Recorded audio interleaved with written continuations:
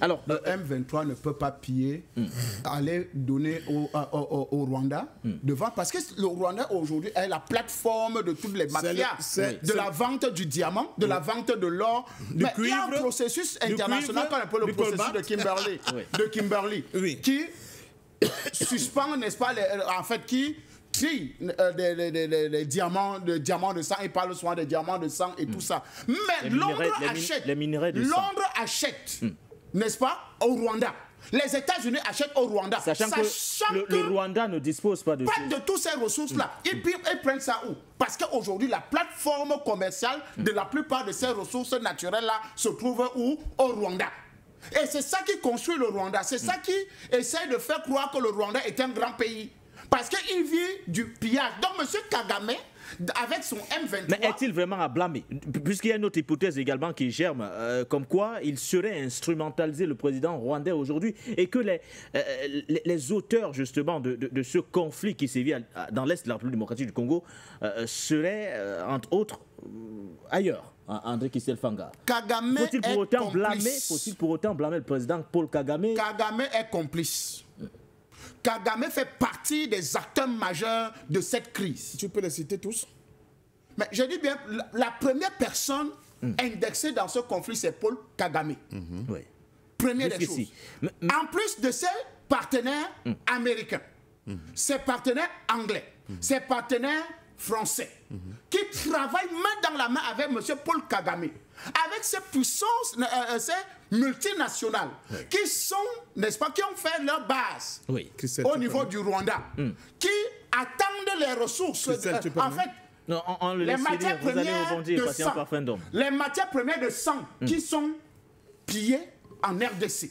Vous comprenez un peu? Et ça, je pense qu'il faut être clair dans cette situation en RDC. Ce n'est pas une situation qui date de M. Être clair en dénonçant ceux qui sont à l'origine justement de ce conflit, André Kisselfanga?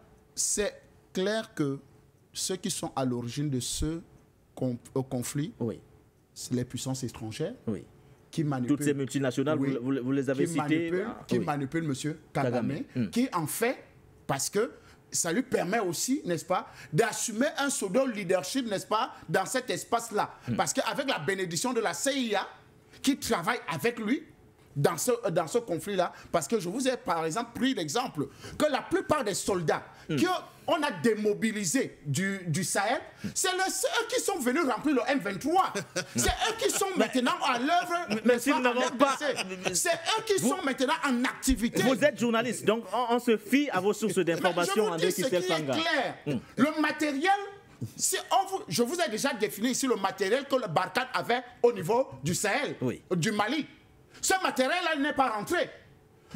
Les forces, c'est-à-dire les hommes, parce que je vous le rappelle toujours, ce n'est pas parce qu'on parle de l'armée française que l'armée française c'est une armée de blancs. Non, ce n'est pas une armée de blancs. Ne vous attendez pas seulement à voir les blancs. Quand on parle de l'armée française, il y a des légionnaires comme Doumbouya.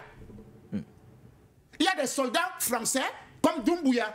Donc, qui se retrouvent dans les conflits, qui se retrouvent dans les batailles. Donc, ils sont nombreux comme ça, qui travaillent. Et c'est eux qu'on a reversés dans le M23. Donc, Kigali, M. Kagame, le M23 et tous, la France et tout ça, tout ce conglomérat-là, c'est eux qui sont contre le Congo. Le complot contre le Congo ne date pas d'aujourd'hui. C'est des décennies aujourd'hui. MONUSCO, 30 ans. De paix. MONUSCO, Bintou Keïta a appelé le M23 à déposer rapidement les armes. On rappelle que c'est la représentante permanente du secrétaire général des Nations Unies du côté de la République démocratique du Congo. Elle est par ailleurs la chef de la MONUSCO. Patient parfum d'homme. Avant de retrouver Jacques Sinamoula. Il y a des troupes kenyanes qui sont venues au secours au Congo. Ils ont été taxés d'impartial. Ils ont été taxés d'impartial parce que Kinshasa a estimé qu'ils soutiennent le M23. Le 23, Les troupes burundaises, rebellotes. Les troupes ougandaises, même traitement, comme on dit au quartier. Et vous savez pertinemment que dans l'instruction qui va amener le président Kabila au pouvoir, le président Kabila a dû faire appel à des armées, Laurent Désiré, à des armées sous-régionales, dont les Angolais sont venus à son secours, les Zimbabwéens sont venus à son secours. Mais même ces deux armées en partant de la RD Congo, ce fut dans des problèmes. Parce que certains ont estimé qu'ils sont aussi venus piller la RD Congo. Donc, ça veut dire même que même au niveau de la sous-région, même les Sud-Africains, j'ai oublié les Sud-Africains. Ça veut dire quoi? C'est un complot sous-régional patient par fin d'homme? Si je m'en tiens à l'analyse de Christelle, ça veut dire que tous ces pays-là sont seraient impliqués aujourd'hui dans l'Ouganda est impliqué, bien sûr. Voilà, tous ces pays-là sont impliqués contre la RD Congo. Vous voyez donc, ça veut dire que le problème est très grave. Et là, si c'est vrai, ce problème ne peut pas se régler uniquement par les armes. Je suis désolé. Sur quoi? La diplomatie? Mais évidemment. Si tous ces gars-là sont contre la RD Congo, je ne vois pas comment la RD Congo va s'en sortir contre eux. Je ne vois pas comment. Donc, je continue de dire que, contrairement à quand vous dites que le problème est ancien, oui, il est ancien depuis Lumumba. Quand Lumumba a été tué et que le père de Tshisekedi le traitait de crapaud. Il faut dire sa vérité. Le père de Tshisekedi était un agent de la CIA. Ah oui, ça n'a pas commencé aujourd'hui, hein, Christelle. Le fils peut changer. Le fils a changé. Le fils peut changer. Voilà.